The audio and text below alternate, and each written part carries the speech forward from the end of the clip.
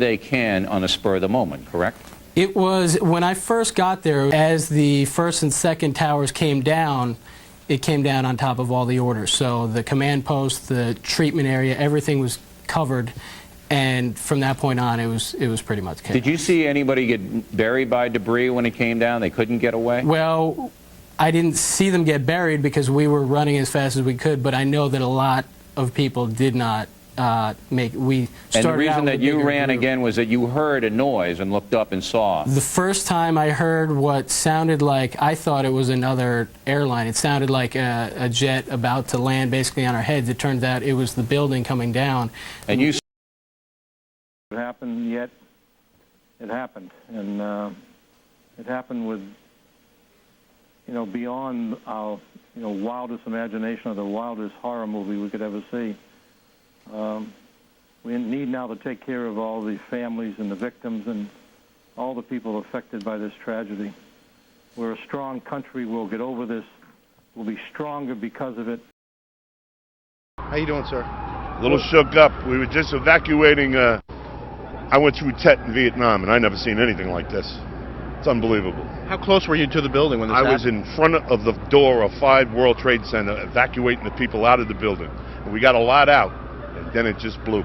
So you think there were still people in the building absolutely. When it collapsed? In my opinion, absolutely.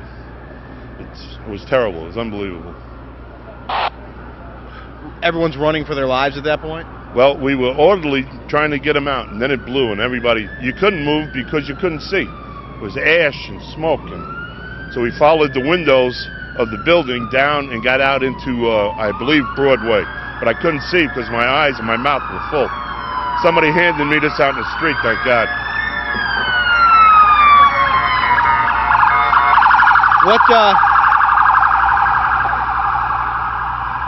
What happens now in terms of the rescue effort? Well, now they'll have to wait for everything to settle down, but then go back in. Nothing else you can do but go back in. But can they go in based on the conditions of the building? Somebody's going to have to. That's what we get paid for. Because as soon as we heard the explosion, we ran out of New York State Supreme Court, jumped on our jury bus, came. Back it up! Back it up! All right, here we go.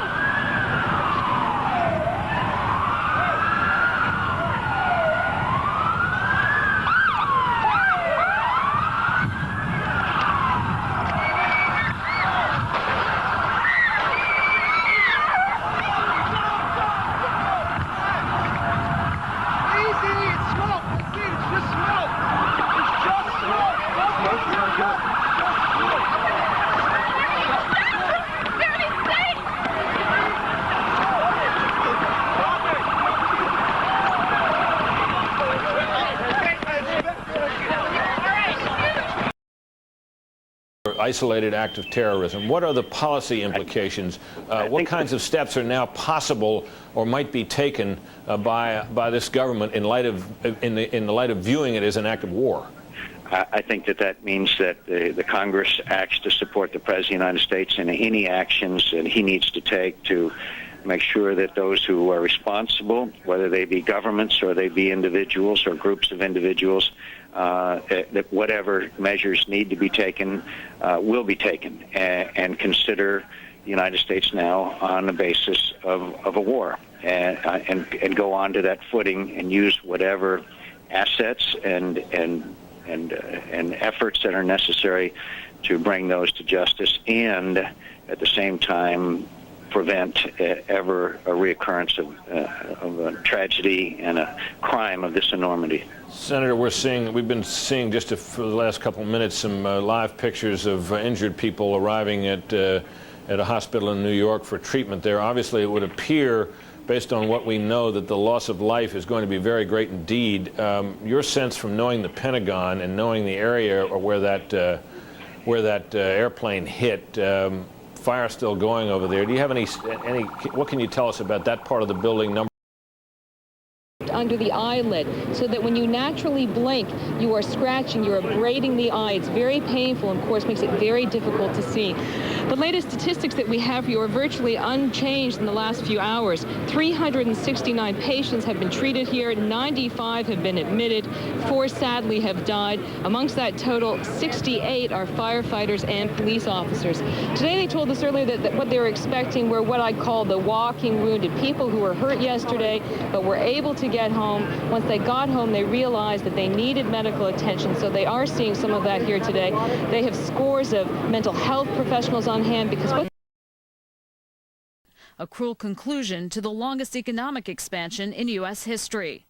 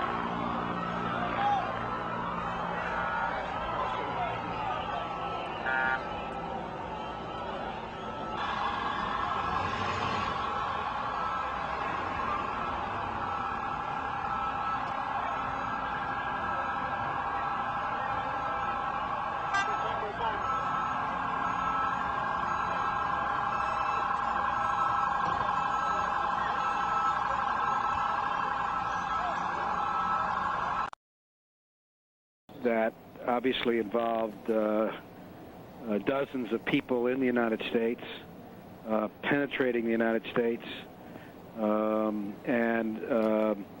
I think we've got to be careful not to leap to conclusions, but certainly bin Laden and Al-Qaeda would be a suspect. Hijacked planes. Our Julia Raleigh, a Fox News producer, is on the phone with us now from Lower Manhattan. Julia, do they have a handle on the situation there yet? There's a lot of people who are standing around, John, who are... Fine, we will. We can see the top of the building from here. Oh, yeah. Oh, there it goes, there it goes, there it goes, there it goes. Oh. When it comes down, we're... All right. We do need to put it down now. I think we need to put it down now. Here we go.